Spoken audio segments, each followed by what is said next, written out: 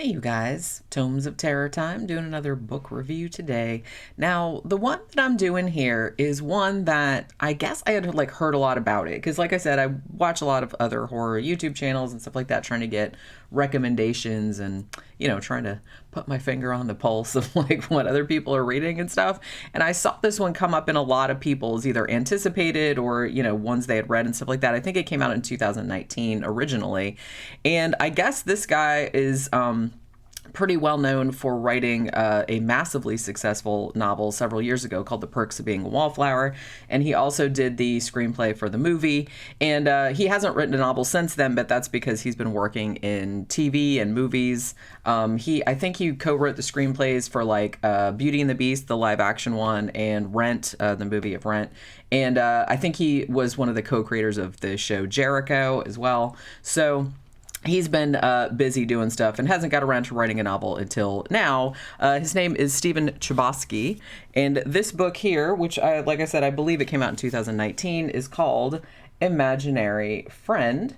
And the premise of it sounded really, really cool. And, indeed, I feel like I have really conflicting opinions about this. Not opinions, but conflicting feelings about it. Let's put it that way. So this is kind of going to be I don't know. It's not going to be hard for me to talk about exactly, but it's kind of again, I'm not going to spoil anything necessarily that happens in the book, but I might kind of spoil some thematic elements. And just because I think people should, it's one of those ones where the blurb on the back of the book, which sounds really good, actually only encompasses maybe the first half or three quarters of the book. And then it kind of goes in a different direction that maybe people aren't expecting, and I feel like maybe that should have been disclosed. I don't know. It didn't really bother me that much, but some reviews I saw of it, I was on Goodreads, and it looks like it has a pretty solid 3.5 to 4 star reviews. Some people loved it, and actually I kind of loved it, and I liked it overall. I enjoyed it overall, but I think toward the end, it kind of got a little something, you know what I mean? I'll kind of get into that in a little bit, but like I said, overall it was a good experience. But it's because this book is so long, it's 700 odd pages. It's and this doesn't even and the type is really small. When I first opened it up, I was just oh my god, this is gonna, and I'm not intimidated by big huge books or anything, but since I've been doing these reviews, I've been trying to read a lot more books more quickly, and I didn't realize, I was oh, that doesn't look that long. But then when you open it and the type is super small, I was just kind of oh my god. And so it was take forever, but it actually didn't really take me that long to read. Maybe, I don't know, maybe 8 hours overall, over a couple of days, 2.5 days it took me to read, because the first part of it, like I said, the first, I don't know, I want to say 60 to 75% of it was really compelling, and I just kept wanting to come back to it. And then after that, I was kind of oh, it's going this way, and then I was just kind of meh. And then I still felt compelled to finish it, but it started going in a direction that I wasn't really sure that I was happy with. You know what I mean? So I don't know. We'll get into it. So the beginning of this book, like I said, I kind of feel it's based around this 7-year-old boy named Christopher. And him and his mom, Kate. Kate has been, she's a single mom, and she was married. I guess her and Christopher's dad, they had a very happy life together. But he committed suicide at some point in the past, only a year or two previously. And since then, their life has kind of been going down the toilet a little bit. She's kind of had a lot of dead end jobs. She can't really, get her act together. She can't get a good job and stuff. And she keeps ending up in a series of bad relationships with really abusive dudes and everything. I guess her background, she grew up in a very abusive household. So it's almost kind of she's repeating the cycle, and she wants to get out of it, and she can't get out of it. So at the beginning of the book, she's with this abusive asshole named Jerry. And she finally decides she's not going to fucking take it anymore. So she has been putting some money aside. So she kind of takes her son and sneaks out in the middle of the night and goes to a place where she hopes that he can't track them down. So they go to this little town called, I think it's called Millgrove or Millsgrove, Pennsylvania, which is, I've only been to Pennsylvania once, so I'm not really sure if this is a real town or not, but it sounds like it's not too far from Pittsburgh. so kind of outside of there, but sort of like a real small town type thing. Now, the first part of this, like I said, the bulk of this book is very Stephen King-like. It also kind of gave me vibes in the sense that what ends up happening is that the house they get, at first they're living in a motel, because, like I said, she's a single mom and she doesn't have a lot of money, but she's really, the mom, Kate, is a really great character. The kid is too. I really liked the two of them, and I really wanted to see them succeed because they were just really, really good people, and they were trying really hard to make a life for themselves, and shit was just, life was just like shitting on them generally. So I was just kind of like, yeah, I can feel that. So, so I could really relate to them, and they seemed like really good people.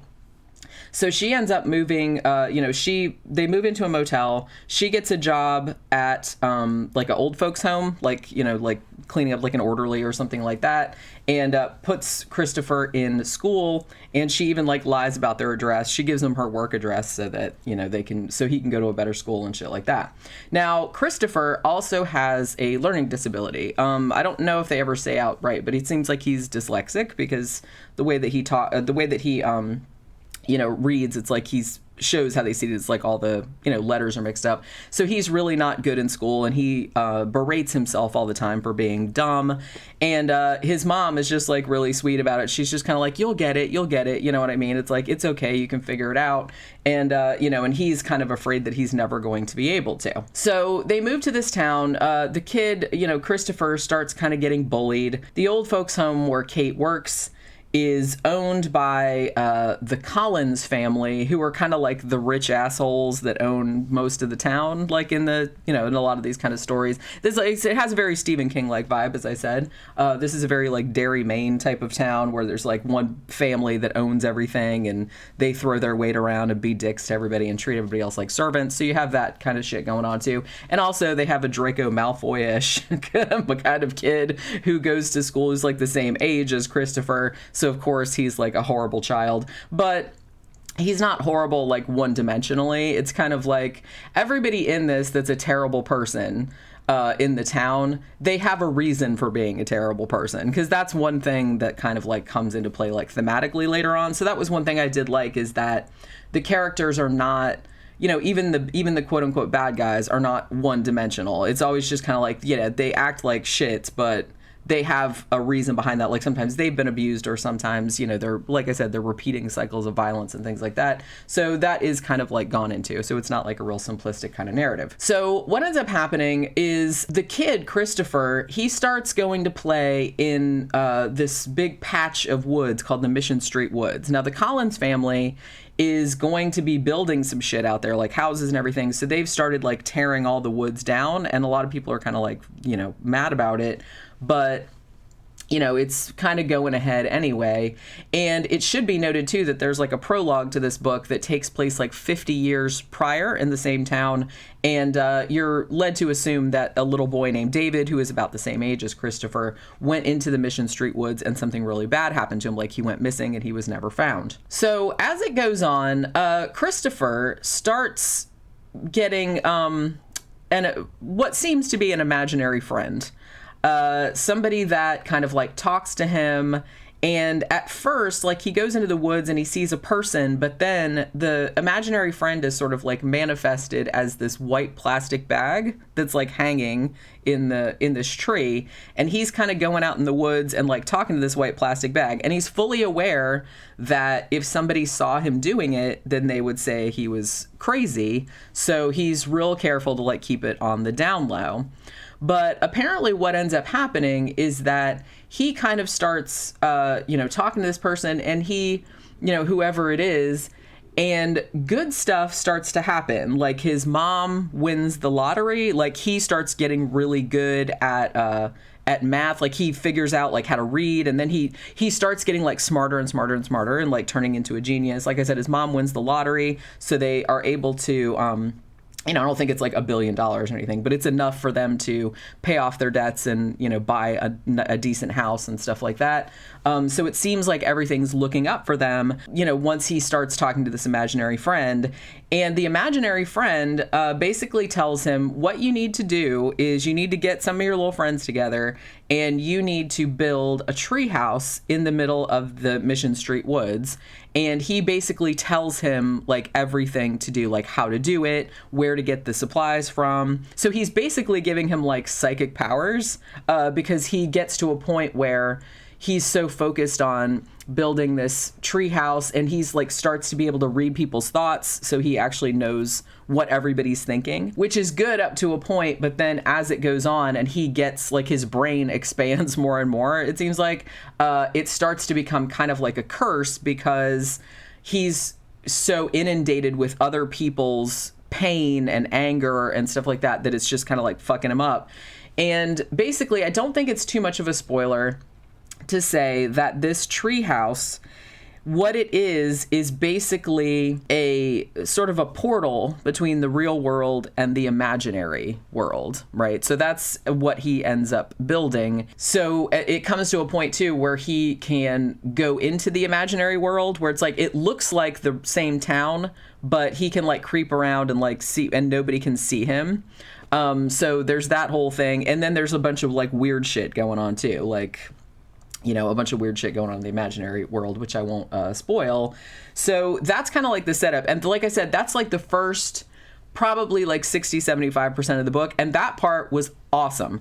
I was just kind of like, I was so like into it. I was like, this kid, he goes into the woods, he disappears for 6 days. He doesn't know, he can't remember anything. And then he comes back and now he's like a super genius. And now he's, his mom wins the lottery. Like all this crazy shit happens.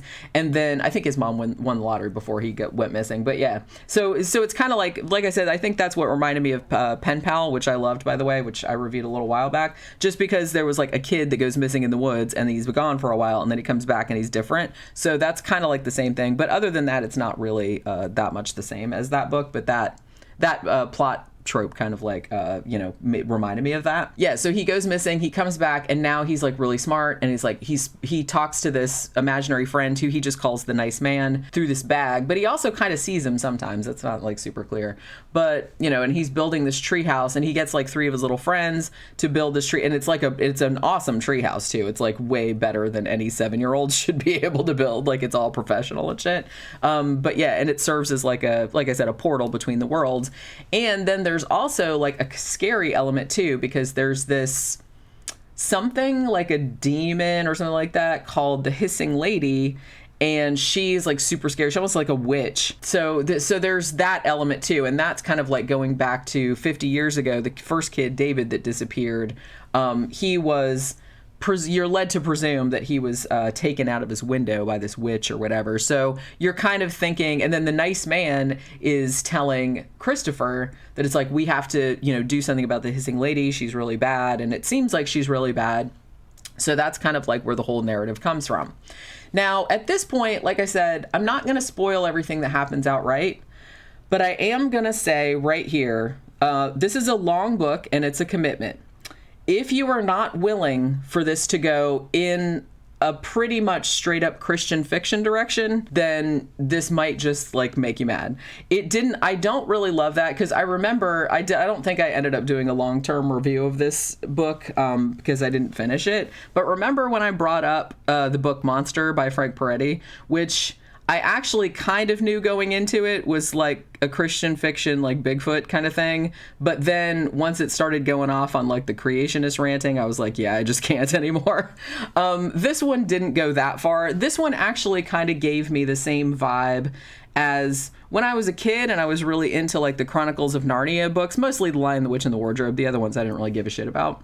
I did read them, but they weren't all that memorable. Lion, the Witch, and the Wardrobe I read like 1,000,000 times.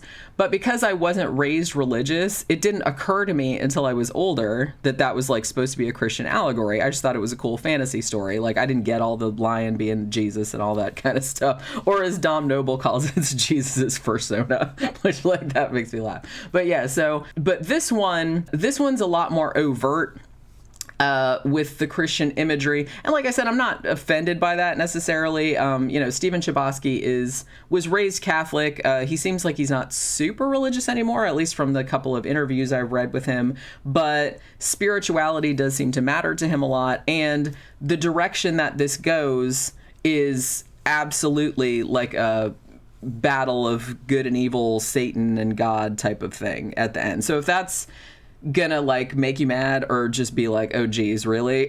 then I wouldn't recommend it, because like I said, it's long, and the first half to 3/4 of it are like so awesome, and it's just kind of like a mystery story where it's like, what the hell's going on with this kid and this nice man, like this imaginary friend, and this hissing lady witch, like what's going on with the imaginary world and the treehouse, and it's like the portal between the worlds. Why is he getting smarter? Why is all this stuff happening? And it's like, it was so cool. And I have to admit that when I saw that it was going in that direction, I was just kind of like, well, okay. You know what I mean? It was just it wasn't just kind of like, I didn't like throw it at the wall or anything, but I was kind of like, I don't know, it was like a little bit of a letdown, I guess. And like I said, it doesn't offend me.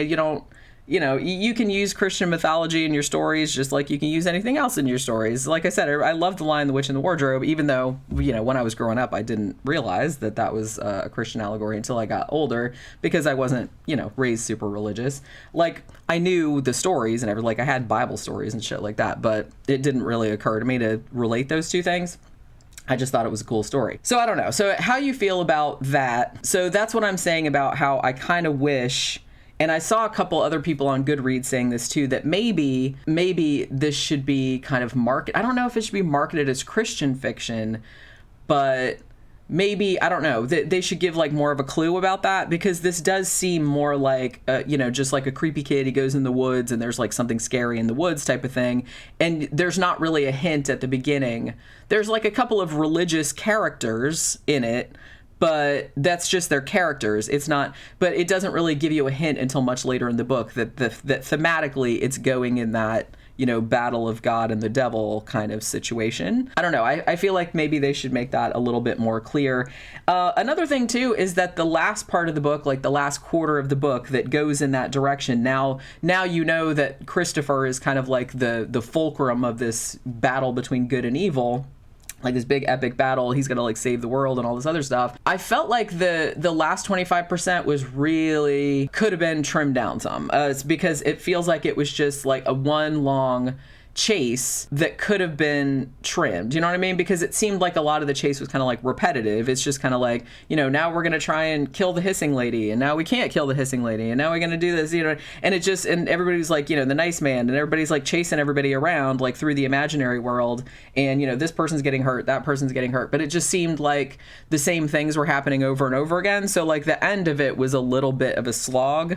Not, like I said, not so much that I was just kind of like, I'm not going to finish it, but it did kind of slow the shit down so much. And it was kind of like a disappointment, because I felt like the first part of this was just really, really good. And the first part of it was so good that I could barely put it down. I was just kind of like, I kept wanting to go back to it. And it's like, I read like half the book like in one sitting, just because it was so compelling and I wanted to keep going. And like I said, the characters of Kate, the mom, and Christopher, the kid, are so good. Like, they're such lovely people that you really want to see what happens to them. And like when bad shit happens to them, you're like, oh man, it's like, so I got really emotionally invested in them and some of the other characters as well. But by the time it gets to the end, it just kind of like drags on a little bit, and you're just kind of like, okay, like we get it. Let's move this along a little bit. Let's kind of see what it was. And also I felt like the ending went a little too, I don't know, sentimental. I don't know. I haven't read The Perks of Being a Wallflower, which, as far as I can determine, obviously is not a horror novel. But it was one that really seemed to resonate with a lot of people. It was on the bestseller list like forever. And it's just like, I remember they made the movie about it, and a lot of people really liked it. It seemed like a little bit of a sentimental story. And maybe that's his thing, man. It's like, that's cool. Like, you do you. But I don't know if I was that into it in a horror novel of this type. I just felt like the end was a little too, I don't know. I don't want to say, because like bad shit did happen, but I didn't want to say it was like too, not sappy necessarily, but it's just kind of, I don't know, just overly sentimental, trying to be uplifting and Like I said, I'm not saying you can't have that. I'm just saying that this particular story, I kind of would have liked it to go in a different direction.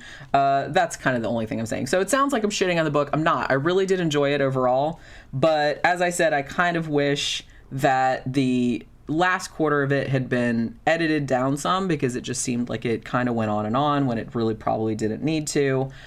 Seemed a little treacly at the end, like a little like uplifting everything, kind of Christian-y sort of message, which, okay, like I said, that's fine. And as I said, I kind of wish that I had known going into it that that was going to be the direction it was going to go, because I thought it was not a bummer, but I was just kind of like, yeah, all right. if that's the direction you're going to go. Like I said, it didn't piss me off the same way that the Frank Peretti book did, because that one was just like an anti-evolution screed, and I was just kind of like, really, man? Okay, just write a story. Like, why do you have to do that? But, so it didn't do that. So it's still good. It's still worth reading, but I'm just like telling people, if you think that plot twist or whatever you want to call it, or that thematic thrust is going to get on your nerves, then you might not want to invest the time in it. And it's like kind of a shame, because like the first 3/4 of this book is so good. It's just so good. And because I was like reading this, I was like, man, I fucking love this. I love this book. And it was just like really, and then when I got to the end, I was just kind of like, now I don't love it as much. You know what I mean? He's just like, he didn't stick the landing, but that's cool. That's cool. And I'm sure like some people will be super into it, and that's cool too. And overall, I'm glad I read it. It's just, I bought this at Barnes & Noble, actually. I went to an actual bookstore and bought this. This one in Mexican Gothic, I think I picked up last time I was at the bookstore, because I had seen so many people talking about it, and I was like, okay, why not? I'll give it a whirl. And, and like I said, I'm glad I did. It is very Stephen King-y until it gets to the end, and then it kind of goes like C.S. Lewis-y. You know what I mean? So if that sounds like something that's up your alley, then by all means pick it up. I'd be curious to see if any of you guys have read it and what you thought about it. Were you as surprised by the religious direction that it took? Just let me know in the comments. I'm just very interested about this one, because like I said, I really have conflicting feelings about this one, because the first part of it I just loved, like the first 60-75% of it, and then at the end I was just kind of like, I didn't hate it. I was just kind of like, I just don't love it as much now, because it kind of like disappointed me a little bit. But I'd be curious to see what other people's reactions are about it. So if you've read it, let me know in the comments. And that will do it for this Tomes of Terror, and I will see you guys on the next one. Bye.